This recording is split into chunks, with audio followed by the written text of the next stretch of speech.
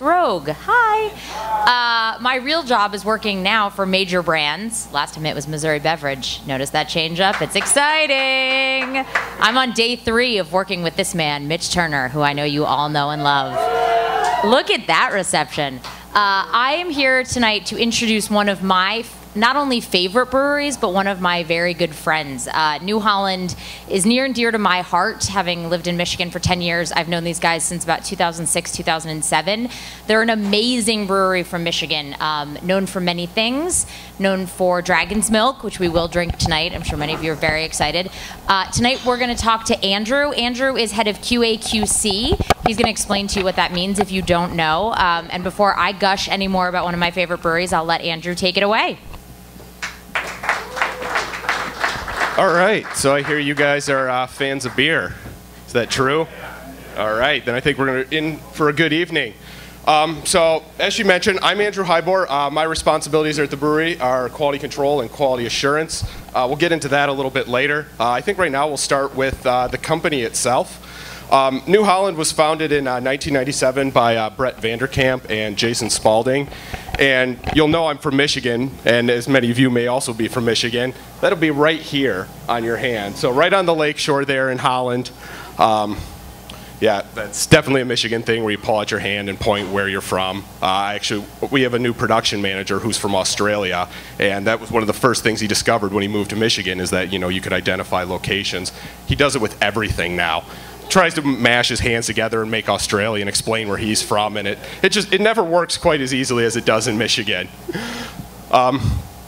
So yeah, 1997 they started a real small brewery producing less than like 500 barrels in their first year, and quickly grew and expanded. They faced a lot of challenges in Holland.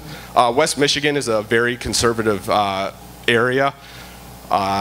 We had a lot of issues where, like, we couldn't sell beer on Sundays, so our owner actually had to work a lot to overcome that. And that's kind of how I started working for the brewery, as Brett Vanderkamp, as part of his campaigning to get beer in, to be allowed to be sold in the county on Sundays, really started getting involved in the political process, and that led to the previous midterm election, the 2010. He ran for state senate in the area. My uncle happens to be good friends with him, so I got involved as his intern on his campaign because I was looking for a little work to do that summer. So I started on his campaign, and we went through the campaign. Unfortunately lost the election, but that's the way it goes sometime. So after that, my father and I started homebrewing a lot. My father had homebrewed a lot back in the days before, you know, good beer was readily available. So for order him to explore styles and stuff, he had to create a lot of them on his own at home. So he and I began homebrewing together, and I began to wonder if this wasn't a career possibility. So I went back and talked to Brett and asked for an opportunity to work in the brewery for a summer. And he said, absolutely, you helped me out, I'll help you out. So he took me over to the brewmaster at the time was John Haggerty. And we went and talked to Haggerty, and Haggerty told me, hell no, I'm not taking some dipshit kid and letting him be an intern in my brewery. And Vander is like, he helped me for a whole summer, so you're damn well gonna take him. So begrudgingly, Haggerty took me under his wing, and we kind of invented an internship process, and that's when I began working at the brewery for a little while. I had to leave to finish a semester of school, and at the end of that, Haggerty basically in front of a meeting in front of everybody told me that, okay.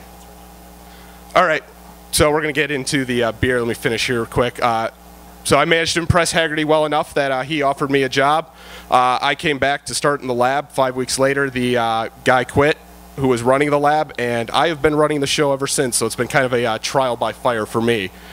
All right, so by now you all should have your beer. This is Palooza, and I want you guys to take your time and really get your nose into it, and I want you guys to tell me, what do you smell in the beer?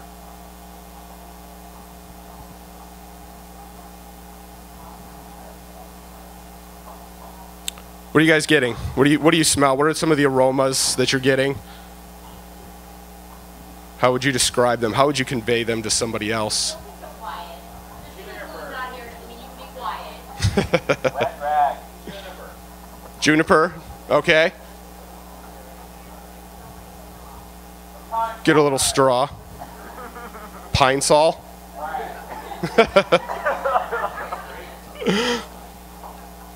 Well, this one should kind of convey slightly tropical fruit notes. Because our production manager is Australian, what we were looking to do is kind of create more of a West Coast type pale ale, a little more fruity. Him being Australian, we decided that we should go with his favorite pale ale hop, which is actually Galaxy hop from Australia. And then because we're also a Michigan brewery and we really like to support our local hop farmers as Michigan is developing as a hop growing region, it's in the correct latitudes.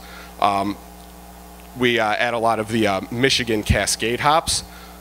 Michigan Cascade doesn't come across quite as citrusy as the Yakima Valley growing Cascade hops. Definitely comes across a little earthy, so you kind of get a nice blending between where the tropical notes of the Galaxy really don't stand out up against the beer. You kind of get some of the earthiness to tone that back a little bit.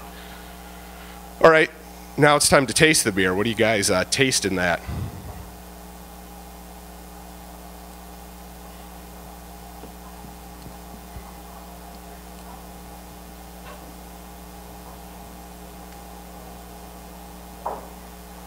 Yes, what do you have?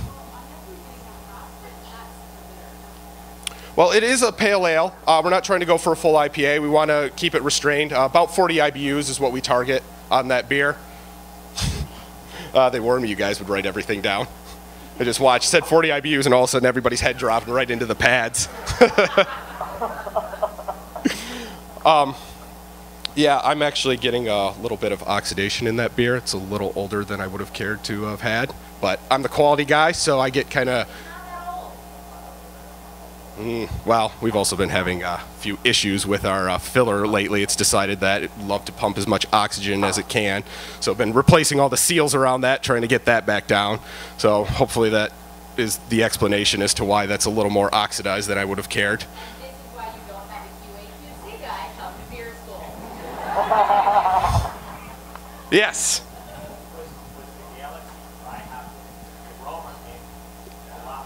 Yeah, we don't actually use any of the Galaxy in the kettle. All of the hops, the Galaxy hops, are added at the in dry hopping. So this beer we also try to restrain. It's part of our sessional ales. We try to keep them real low, under 5. Definitely as close to about 4.5% as we can. So that's one of these beers, is we kind of want you to be able to enjoy this one and have several in an evening. So that's why we keep the bitterness restrained and the alcohol a little bit lower. And then because we are trying to mimic the West Coast a little bit, we get, it's a lot lighter in color. Hey, Andrew, there's a lot of Michigan sessionable beer. Can you kind of explain what that means? Well, I guess, what do you mean? There's a lot of, can you explain the category of session? Okay. Knows what that means, but... In Michigan, it's really popular to have what's called a session ale. So these are things that are meant to be kept really low, under 5%. And the idea is that you can actually sit and have a good drinking session where you can have 3 or 4 of these beers and still be okay to drive home. It's a very popular concept in Michigan. Mention one of our competitors here, Founders All Day IPA would be one of them, but also in our brands, we look for Sundog, Palooza, and Full Circle, as they're much lighter and easier drinking. And... All right, so let's move on to the next one. This is a very closely related cousin to Palooza. This is our Carhart Woodsman. So we were approached by Carhart as a local Michigan company. They were celebrating their 125th anniversary, and they're like, we really want a beer with our name on it. We really want something that, to celebrate with our fans 125 years, because that's quite an achievement. So they happen to be, the owners of Carhart graduated from the same college as our owner, Brett Vanderkamp, and they happen to be fraternity brothers. So they got in contact with him, and they're like, we want a beer. And they're like, okay, what should we do? And it's like, we do a lot of barrel aging at our brewery, so their immediate reaction was like, well, let's put it in barrel. Let's connect with the wood. We're woodsmen. Let's do that. So we're like, okay, so what's the working man's beer? And we quickly kind of decided on the pale ale for that one. So that's kind of the story of how this beer is. It's pretty much Palooza. The malt bill's the same. The hops are the same. But what we do is we brew up one batch of it and we send it to age for a month on our Dragon's Milk barrels that have been previously spent. We'll talk about Dragon's Milk at the end of the tasting here. And then the other half is treated like regular Palooza. It gets dry hopped with an extra portion of Michigan and a fewer Galaxy just to really connect with Michigan and Carhart being a Michigan company. And then we blend those two together, and that's kind of what you get here. So you kind of got a soft, subtle oak character. The hopping doesn't come through really strong. Also with this beer, we actually DE filter it. We're looking to make this a really clean beer. Carhart kind of said, well, you know, we feel that most of our beer drinkers are Budweiser drinkers, and that's kind of what they drink. You know, we don't really want to shock them with anything too intense. So we tried to make this beer kind of as restrained and subtle on its flavors as we can, as so not to offend, but you know, not try to alienate the craft beer drinker that is looking for that. So you guys. So what do you guys think of this? What are you tasting? What do you smell? What do you think?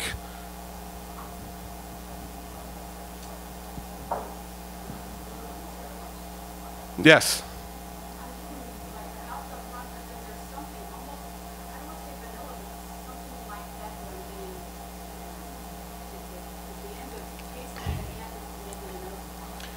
You're probably getting some of the tannins from the wood. It's going to give it that kind of dry finish on the back end. I think you're just picking up a lot of the barrel aging quality. You know, when you're doing barrel aging, you're used to much stronger beers that, you know, have a lot bigger body to support this. This is a lot lighter beer, so the oak character is going to come across very different. It's going to come across very woody. And it sounds like to me that's kind of what you're picking up a little bit.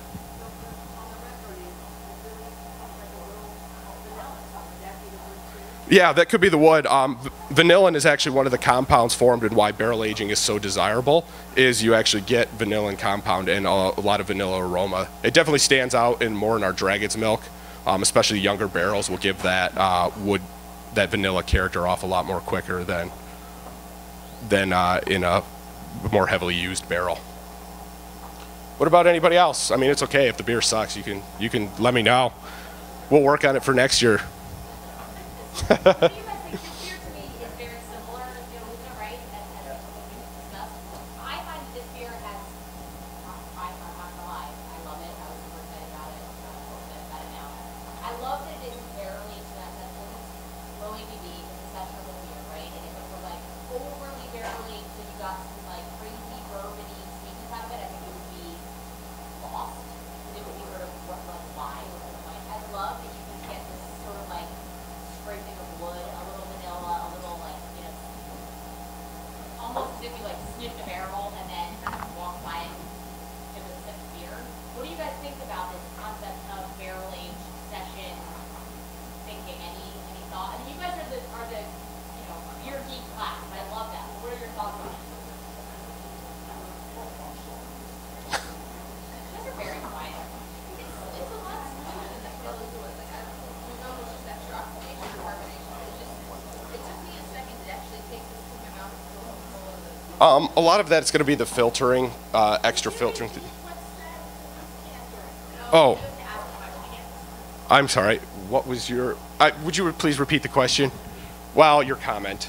Oh, okay. So my question was, this one's a lot smoother than the last one. I had a lot of, it doesn't feel as carbonated or bubbly. I had a hard time tasting this one at first because I was still tasting the other one, like this, my tongue was still kind of dampened, I feel like. Okay, so her comment was that she felt that this one was a little smoother, but she had a little harder time getting into it and really dissecting the flavors. Yeah, a lot of this one will be the filtering process will clean it up a lot more. It's going to have a lot less of the yeast bite that you're going to get in the other one. And it's meant to be a much cleaner beer than the other one. So yeah, that's probably what would separate it out from the Palooza, is just that the way we process it differently. Can you tell us a little bit about what you do every day? All right, so I kind of have three main spheres of responsibility at the brewery. my first sphere of responsibility is the microbiology. I have to make sure that the beer is stable on the shelves. We don't want any wild yeast or bacteria working in the beer. That would be a massive problem. My second main responsibility is the beer specs. We need to make sure that the color is right on the beer, that the alcohol is where it needs to be, and that our IBUs are hit and correct them if need be. And then my final sphere of responsibility is I lead taste panel.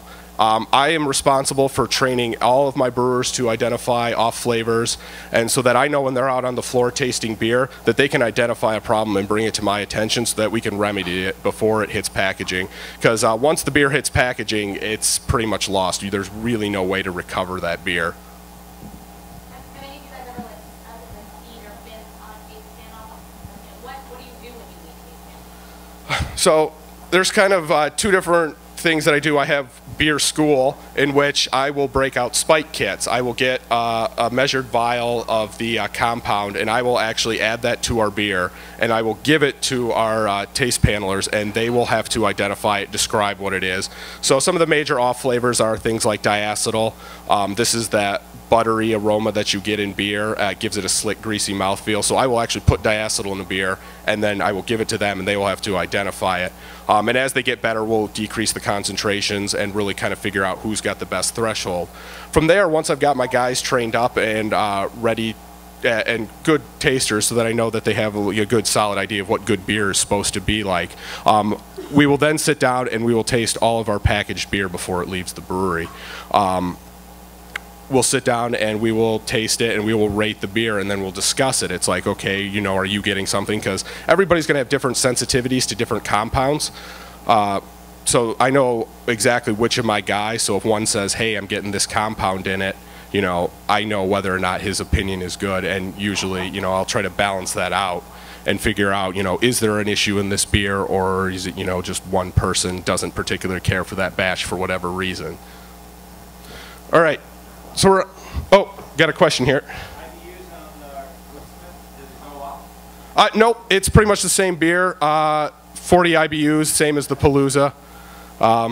Alcohol is the same, 4.5%. So it's, like I said, it's the very closely related cousin of Palooza. Do you guys ever do, I'm gonna keep asking if you don't mind. Oh, go ahead. Do you guys ever do taste panels on draft beer or just packaged? Just packaged, usually bottles, but I have pulled off the draft. I will take a keg from the warehouse and we will taste if there are concerns, if the keg line was acting funny, issues like that. But for the most part, we do most of our packaging in bottles, so that's usually the format that we taste in, and especially it's the easiest to bring to taste panel. Lugging around a big half barrel is kind of a pain in the butt to prepare for the brewers. So. You guys ready to move into Poet then? Can you talk a little bit about pairings, food pairings? Oh, yeah, I can do that. It's kind of a, still sort of a new thing, Yeah, I suppose I am a certified Cicerone. I've actually taken and passed that test, so bring those skills to use. Well, we'll go into Poet here and talk about what I would probably pair with that. This is Poet. This is our oatmeal stout. This is one of our other major mainstay beers. This one is a little heavier, 5.7%. It's an oatmeal stout, so we're looking for a nice creamy mouthfeel from the oats, good chocolatey flavors. So now those chocolatey flavors and the dark roasted stuff are what we're really going to want to pair with. When it comes to stouts, I instantly jump to dessert, especially chocolatey, creamy desserts with our oatmeal stout since it's so chocolatey and creamy. So I would probably say, for me, a nice Oreo bottom cheesecake. That's where I want, when I drink this beer, that's what I want to have. But yeah, anything in the kind of dessert vein is really what I think pairs best with stouts. If you're looking for more main course stuff, I would probably recommend like a nice beef stew, something very rich and hearty that it's going to support and match well with the rich heartiness of the beer. Well, you have one of the best assets in the country, if not the world, at your fingertips in NewHolland, in Holland, Brett Wheelman. Oh, yes, the beer evangelist. Yeah, we are very lucky to have Fred with us. He was our vice president of marketing and sales, and he is now moving into a new leadership role as the company is expanding. I think he is vice president of lifestyles or whatever. VP of Brands and Lifestyle. Yes, that's exactly it. So. Maybe a trivia question. Yes, and basically what that means is he gets paid lots of money to go drink beer with people. So he's pretty much got the best job in the world. Does anybody know who the beer evangelist is? Fred is awesome. He's one of the owners of the company. He's a chef. He is a beer drinker. He is a writer. He's a Casual farmer. He's a casual farmer. He's a very, very cool dude. Look him up. Follow him on Twitter and Instagram. And read his book, actually. I should have brought books to give away. I have them. But he's a very cool dude. Yeah. What did, can you talk a little bit about what the club and a pastry and things like that for those who might be enticed to go? Well, you should definitely come visit Holland, and especially we're just outside of Grand Rapids. Grand Rapids is a very large beer. I think it's recently took the last 2 titles of Beer City USA, so very happening place. You know, we have a big pub that is ever expanding. We keep moving and taking buildings next door and moving down the street as we collect more space just to serve more people. We recently did a big renovation at the pub. We have a nice back patio now where you can kind of sit outside in the summer and enjoy beer. You know, a lot of people, we're just down the street from the beach, so a lot of people will hang out on the Michigan beaches and then come in at the end of the day and have a beer. That's definitely a worthwhile day. Michigan beaches are extremely beautiful. We have some of the nicest sand. There's no shells or anything nasty. Softest sand in the world. Yep, softest sand in the world. Ask anyone from Michigan. Well, my background is actually in geology, so sand isn't exactly soft, but you know that's the geologist in me being very, very picky. Yeah, question.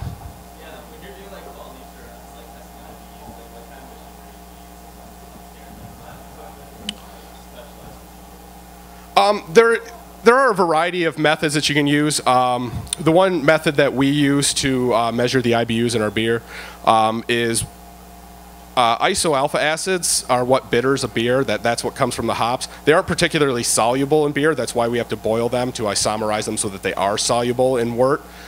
So what I do is I actually mix it with a compound, an oil-based compound that will the isoalpha acids will preferentially move to that because it's chemistry. I can go into it if you want, but it's just, and then what I'll do is I'll actually put it in a spectrophotometer. This will allow me to measure a set of wavelength of light, and it'll measure the absorbance in there. So based on that absorbance, I can plug that into a calculation, and that'll give me the approximate IBUs. Now that isn't a precise method for the true IBU, because the true IBU should be, you know, parts per million alpha acid. This is really just a BU measurement, so it counts all the polyphenols that you get from the hops, but it's all hop-derived compounds, and for the most part, most of what's in there is contributing bitterness to the beer. So that's how I do that. Andrew, as somebody who counts IBUs and studies things in the visiting part, what do you think of beers that are claiming to have 240 IBUs? If you see that, that's wrong. That's not possible. Ability limits to the amount of isoalpha acids that you can dissolve in a beer. It is possible to hit over 100. It's difficult. You have to create ideal conditions for this to happen.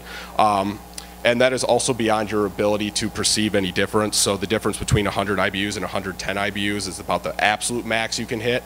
Your palate can't tell the difference. You pretty much wear out. I think about 85 IBUs. You really can't tell the bitterness beyond that. Two questions. One, what is the lowest average discernible rate for the alpha isomerized alpha acid? And do you count the beta? All right. Okay. So first question was, what is about the lowest you can perceive? Usually about the lowest you can perceive is about 5 IBUs is about the lowest where you will actually perceive some bitterness. And then to really distinguish a noticeable difference, it's about 3 IBUs. So the next, So in order to tell the difference between the bitterness between 5 and 8 would be where you would notice that the beer was a little more bitter. So it's about 3 is your difference. And then the second question was about beta acids and what they contribute to the beer. For the most part, beta acids don't really contribute too much bitterness to the hops until your hops actually get old. When your hops oxidize, the beta acids will oxidize and they will dissolve then in your wort. So when you're doing Belgian lambics, they use like 3-year-old hops. Most of the alpha acids have decayed out of there, but the beta acids remain. So that's where they're deriving their bitterness. But in a regular beer with fresh hops, the beta acids will contribute next to no discernible difference in the bitterness. All right. So now we're on the final one. This is Dragon's Milk. This is kind of the thorn in my side at the brewery. This is by far our most popular beer. And because it's our most popular beer, it's also the one we make the most of. But it creates a lot of problems producing a beer that is this big. At 11%, it's very difficult to get a fermentation going and then keeping your yeast moving through your brewery and keeping it healthy. As you have a fermentation that gets higher and higher in alcohol, you begin to poison out your yeast, and they don't particularly care for that. Also, just going into wort that's at a 23 Plato starting gravity, that's a lot of osmotic pressure on the yeast, and that will really cause them a lot of problems. What's the word you just used? Osmotic pressure. What's that mean? Man, you guys are like chemistry nerds. You're really picking at my brain. So osmotic pressure is in the beer, or when you have a cell, it basically has to regulate the amount of water inside and outside, and it has to balance it with the salts as well. So the cell is going to regulate how much water is in versus the outside, because you want to try and create a balanced system. So osmosis is just how the cell does that, and then if you're getting into like salts, then you get into diffusion and that sort of thing. So, yeah. Yeah, your autolysis, that's when your cell will actually burst and release all of its nasty contents. That will give your beer kind of a dead yeast smell, where it smells very meaty, or in some cases fecal. That's really unpleasant. Guys don't like it when I do that, Spike. Okay, so yeah, back to Dragon's Milk. So what we do with this beer is, it's also a pain in the butt to do in the brew house. Because the gravity is so high, we actually have to do 2 mashes to get 1 kettle full of the beer. So we have to double mash this beer, and then we have to ferment it, and then we got to spend 3 months aging it in the cellar. And that all has to go into all of the barrels and then back out of a bazillion barrels. So if you ever get a chance to visit the brewery, which you should definitely come visit us, you'll see one of the largest barrel aging projects in the country for a beer, and it's all primarily just Dragon's Milk, and then a little bit of Woodsman and our wheat wine Pilgrim's Dole. So with this beer, what you're looking for is a lot of the bourbon qualities. You're looking for the nice alcohol heat, that kind of warming feeling as it goes down. The aroma should get a little bit of dark cherry, so a little bit of raisins, and a lot of vanilla are kind of the flavors that you're really looking for in this beer. Some of the roasted barley should stand out, as it is a stout, so you should get some of that in there. Yes? 2 things again. Hoppiness, I'm going to say 35-40%. You mean IBUs? IBUs, thank you. Yeah, so his question is about 35 to 40. It's about 30 to 35. Okay. And this is going to age well. Yes. It actually kind of go through, the first 6 months it's pretty good, but after that it kind of declines. Some of the cardboard flavors of oxidation come up in the beer. So you're going to want to wait about another year after that. After about 18 months again, that's when Dragon's Milk starts tasting really good again. You get a lot of real nice fig character, raisins. So yeah, there is kind of a down spot in the beer from about 6 months after packaging to 18 months after packaging, where I try to avoid it. I find it's just a little stale and cardboardy in that range. So that's trans 2 none at all, Yep. And that goes away? I didn't know that. Yeah, if you give a beer enough time, that will actually go away in a big enough beer. It usually has to be high enough in alcohol for that to fade. Something like our Mad Hatter, that's never ever going to fade. That's going to be there for forever. So yeah, you're going to want to look for beers that are over about 9% for cellaring to kind of protect it from that oxygen. Sour beers also tend to, even though they have a lower alcohol, the acids will help protect that beer from oxidation and developing those stale cardboard flavors, trans 2 non-enol, as he pointed out. Andrew, can you explain? I actually was up there for the wholesaler summit thing we do up at NewHolland, and just got to experience sort of the real like step 1, step 2, step 3 process of how dragon milk is made. Can you kind of walk them through that a little bit? Kind of like the base beer is never that. Yeah, no, I know what you're driving at now. Yeah, so when we are blending Dragon's Milk, we have to age this kind of special. If we aged it all in first use bourbon barrels, we'd be shooting through a buttload of bourbon barrels, and it's already a hassle wrangling those things. So what we do is we take a batch and we split it. Half of it will go into first use barrels. These are brand new bourbon barrels off the truck, just been emptied of the bourbon, and we're going to throw Dragon's Milk in that. The other half of the batch is going to go into barrels that have previously aged Dragon's Milk. We call these our second use barrels. And then we'll blend that because we're looking to get a little more of the oak character out of the previously used, and we're looking for a lot of the good bourbon qualities out of the first one.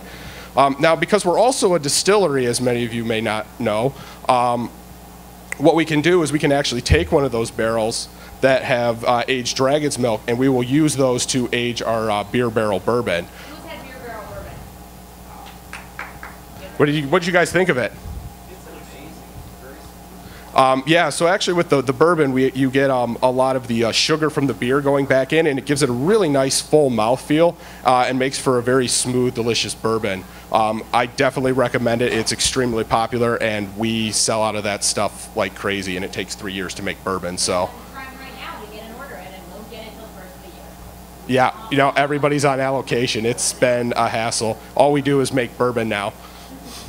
So a question in the back. I did get to try some beer spirits. We had tequila. It was wonderful. Well, it's not really tequila. We have to be careful about that. Yes. People in Mexico get picky. It's a hop tequila. Hop whiskey. And yeah, and we had to change that because they got mad at us for calling it hop tequila. Well, my question is that the reason why the distillery started was to try to get more bourbon barrels? No, our owner is, I would describe as a schemer. He's always looking to diversify and get his hands into new things. He's always got some crazy project going on. Recently, we've been screen printing a lot of our own T-shirts. You know, have you seen boxed water ever? Like the white box? That's Yeah. Yeah. So, yeah, he's always got his hands in something. He's really trying to get our production manager on cider because that grew 70% in the past year, and there's a heavy demand for cider. So, They make their own kombucha. You go to the breweries. yeah, we also do our own kombucha. Sorry. I was just asking, is that also because there's a huge apple crop in Michigan? Yeah, that is part of it. Cider is, it's very easy to grow in Michigan because we have such, West Michigan especially, because of that lake there, it actually makes it, West Michigan a really good fruit growing region. Traverse City has their cherry festival, but there's apple orchards all up and down the lake shore. That is part of it, is just because Michigan is very much a buy local state. We definitely like using Michigan products whenever we can, especially at New Holland. So that is a big part of it. A lot of it is gluten-free. Cider's gluten-free. That really drives a lot of the reason why you're seeing like Budweiser and a lot of the bigger guys really investing in cider. Well, and with the spirits, you know, we talked a lot about it last month at the Rose as well. One of those things is like breweries are doing. New Holland did it earlier than most. Oh yeah, our distillery's been operating for over 10 years. Yeah. We're actually one of the largest, I think we are the largest Yeah. distillery in the country. And we're able to do it in a way that a lot of craft distilleries and craft beer distilleries were unable to because they had the brewer's checkbook to use, you know, so they didn't have to push out white whiskey right away. They don't have the white whiskey. They have a tequila, which is now out of Royale. And so you look around the market right now, there's barrel-aged Knickerbocker, which is their barrel-aged just Yep. beautiful, and they've got some crazy whiskeys and casting smoke and slave market this month. And Oh yeah, so, yeah, we've got like a new whiskey coming out. So. It's pretty rad. So the dragon's milk is aged in your own whiskey barrels? No, it's generally not. We usually get bourbon barrels from any of the major bourbon producers.